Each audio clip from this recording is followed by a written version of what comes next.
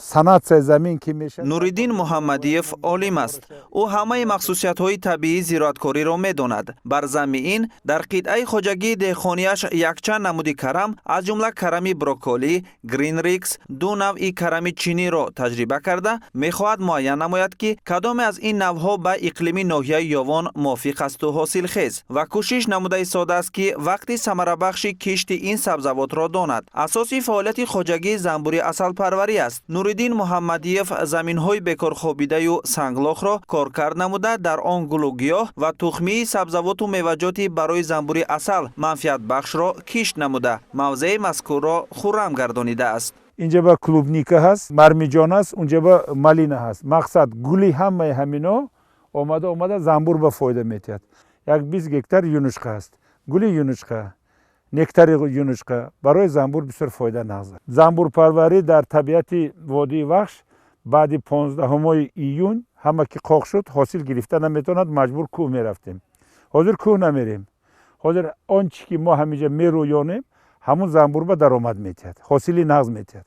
барои ҳамин занбурпарварӣ бояд асоси чизаш то пахта гул карда шира дода наша, ҳамин дига маҳсулотро бояд гирифта занбур кор кунад. Кишоварзон мегӯянд ки дар шароити Тоҷикистон заминро 4 фасли сол истифода бурдан мумкин аст. Танҳо барои ин завқу хоҳиш ва меҳнатдӯст будан лозим асту бас. Ба гуфтаи ин деҳқони асил, гармхонадорӣ низ як бахши муҳим ва самарабахши соҳа ба шумор меравад. Зеро дар давраи тирамоҳу зимистон эҳтиёҷоти одамон ба сабзавот аз ҳар вақти дигар бештар мегардад. Амаки Нуриддин дар ин баробар ба кишти кулфинай ва истехсоли кӯчати он низ машғул аст. ӯ мегӯяд ки навъҳои нави кулфинаи амрикоиро парвариш мекунад ва дигар хоҷагидоронро ҳам бо навниҳол таъмин мекунад. Парвариши марминҷони голландиро низ кишоварзон ба нафъи кор медонанд, зеро ба гуфтаи онҳо ин зироати хуштамъу дӯстдоштании аксарияти одамон барои занбури асалпарварӣ низ хеле мувофиқ аст. ина мо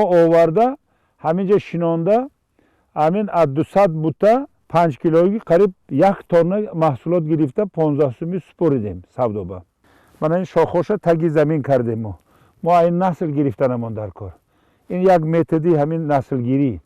но ина коркардаш аст. ина коркард ташкилотҳои байнахалқӣ бояд мо ба ёрӣ расонад. ман як проекти юсаид винро гуфтагӣ проект қати кор карда ҳамина яхкунонӣ хушкунониш ба заявка додам. проектам гузашт. то ҳола кашол мекунад.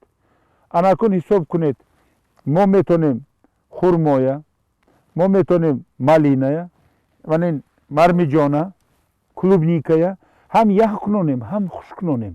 Нуриддин Муҳаммадиев харгушпарварӣ ҳам мекунад, зеро ба гуфтаи вай харгуш зудрасу самти сердаромади соҳаи кишоварзӣ ба шумор меравад ва рушди он барои таъмини аҳолӣ бо гӯшти парҳезӣ мусоидат менамояд. Доир ба равнақи ин самти кор дар вилояти Хатлон барномаи рушди соҳаи харгушпарварӣ барои солҳои 2019-2023 ба тасвиб расидааст ки натиҷаи возеҳи онро дар хоҷагии мазкур метавон дид. мана ҳозир дастам истодааст аз 6 то 8 кило. ин ҳамин 6 моҳаш набошад. нигоҳ кунед, ин алафи холӣ мехӯрад. мана ягон вазмине надорад. ман аз 30 та харгуш қариб 300 та кардам, қариб 200 таша фурӯхтем. 8 кило гӯшт метиҳад. 1 кило гӯшти ҳамин ресторан ба 80 сум. агар камтарак ҷав тед, ҷувори макка тед, фарбе шуда мерад, калон шуда мерад.